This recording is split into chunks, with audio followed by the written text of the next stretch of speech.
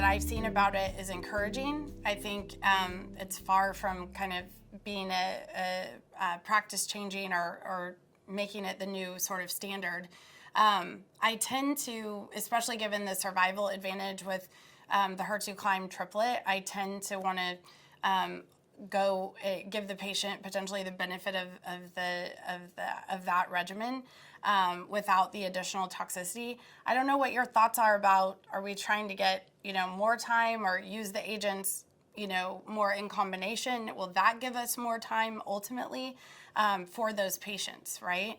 I don't know what your thoughts are about that as far as the kind of trying to buy more time for those patients or to potentially use those agents in combination. What are your thoughts? Yeah, I'm with you there. I'm a little stuck with what to do with the HER2 Climb-02. We don't have an OS signal, right? So we should let that really drive our decision making. And then the tolerability didn't look that worse than either agent by themselves. It was just kind of additive. There was nothing new in terms of safety signals. So for the time being, I still like the HER2 Climb-01 recipe after T-DXd. So struggling to figure out what to do with T-DM1. Maybe it is a right single agent after the HER2 Climb-01 recipe, sort of in that fourth line now is where T-DM1 is being relegated. So having kind of danced around it a little bit, we've been talking by design or not a lot about these antibody-drug conjugates. It's kind of funny, I'm trying to do a review of these and I saw there was at least 170 of them in clinical trials at some point in the recent past, but we've got 2 in HER2-positive breast cancer, but we've got more in general in breast cancer that are here and maybe in development. Kind of tell us your thinking about like what makes these drugs different from one another and what differentiates them even in general from plain old chemotherapy. Sure. I think, it's at least for the time being, such a great way, a smart way to deliver cytotoxic therapy. Utilizing these 3 components. You have the antibody that, of course, is targeting a particular receptor. You have the drug or the cytotoxic payload. In the case of at least the available ADCs that we have now, those are cytotoxic agents.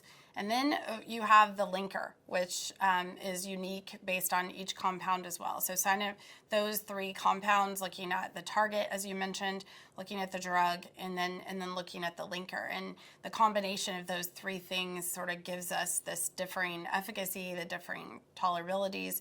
I'm excited, as you mentioned, about all of these that are in development, looking at, lots of, other things. It might not just be cytotoxics that we're utilizing in the future. It might be radioactive isotopes. It might be, or whatever that is. Looking at immunotherapies and other strategies to deliver with this really smart technology of ADCs.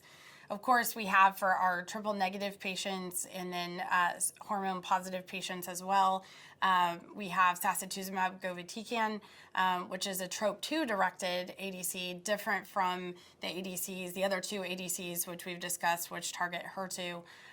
Certainly this agent different in that it's a TROP2 directed ADC, and that's a receptor that's sort of ubiquitously expressed on metastatic breast cancer cells. So different from our HER2 positive patients, it doesn't require testing for TROP2.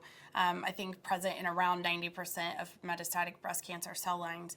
So looking at that agent in the metastatic breast cancer space certainly has been affected. As you mentioned, overall survival should drive our decision making, and certainly in the triple negative space, the Sacituzumab with the ASCENT trial certainly did demonstrate overall survival. And so that has really been an important regimen for us in that space. And then most recently, based on the TROPiCS trial presented now at ASCO a couple of years ago in the patients with hormone-positive HER2-negative disease, it did also demonstrate not only a progression-free, but also an overall survival advantage. And interestingly, they presented some really impactful, I thought, quality of life data, looking at patient-reported outcomes. And certainly patients, when compared to chemotherapy, certainly favored the Sacituzumab govitecan compared to chemotherapy in terms of several quality of life metrics.